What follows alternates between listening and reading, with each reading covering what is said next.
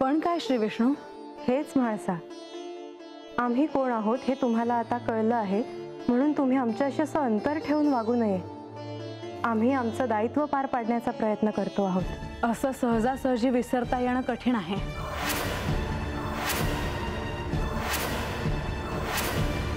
पण मी निश्चितच प्रयत्न करेन.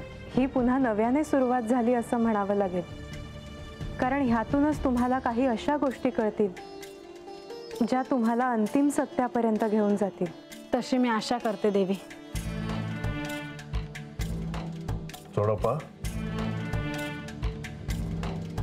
काय झालंय? देवा, प्रधानजी आणि लक्ष्मी देवी कोण आहे ती हे समजण्याने आता ठाव व्हायला लागलंय. समध्या गडावरती हीच चर्चा आहे बघा. ते होणारच होतं. देवा, समधी जण गडावरच यायला लागले ती यांचं दर्शन घ्यायला. नारायण नारायण. माधवा, मला असं वाटतं की जमलेल्या भक्तांना आपल्या दर्शनाचा लाभ घेता यावा. होय प्रभू, आपल्या दर्शनाने भक्तांच्या सर्व मनोकामना पूर्ण होतील अशी सदिच्छा मी त्यांना देतो.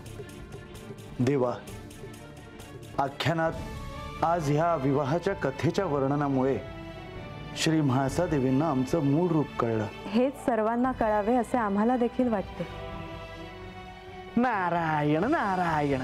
पर देवा, अहो तर मोप माणसं जमल्या ती त्या समध्यासनी राजवाड्यात कसं काय आणायचं?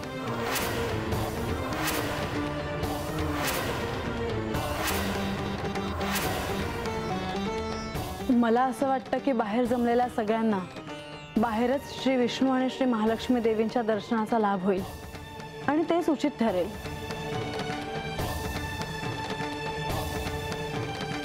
म्हणजे कोणाला दर्शनाचा लाभ झाला नाही असे होणार नाही. नारायण नारायण.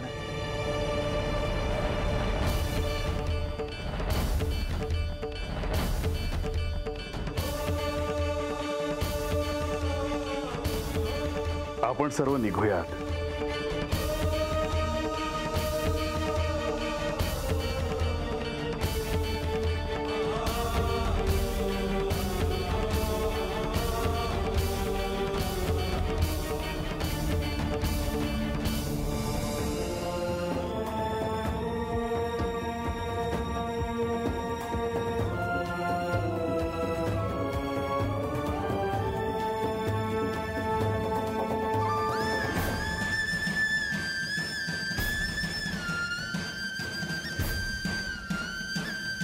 देवी, तुमच्या मूळ रूपाबद्दल कोणालाही ठाऊक नसल्याने तुमचे दर्शन व्हावे अशी प्रत्येकाची इच्छा असणारच. आज या निमित्ताने ती इच्छा पूर्ण झाली असेल.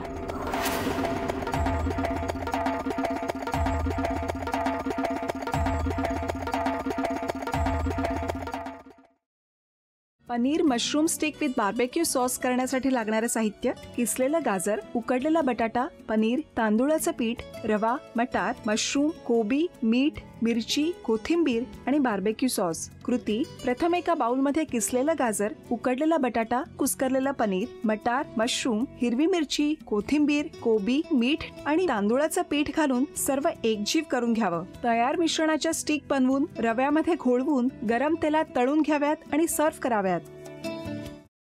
स्वामी, कोणता भक्त हाक मारतो आहे? ध्यानात इतके मग्न आहात. बाणाईला भेट घ्यायची आहे देवी. वाटलंच मला.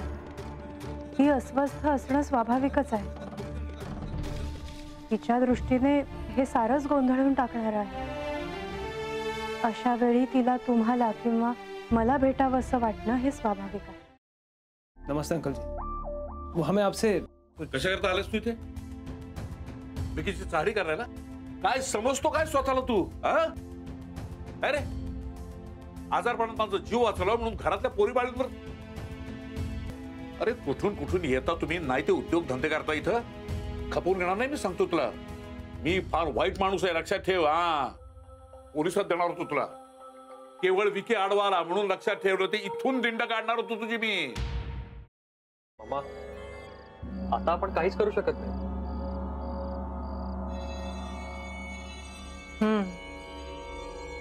पण आर्चिस, हे असं कसं शक्य आहे? आपण तर सगळे आवाज रेकॉर्ड केले होते ना, राईट? हो. मग हे असे कोणते आवाज रेकॉर्ड झाले जे आपल्याला ऐकूच आले नाहीत?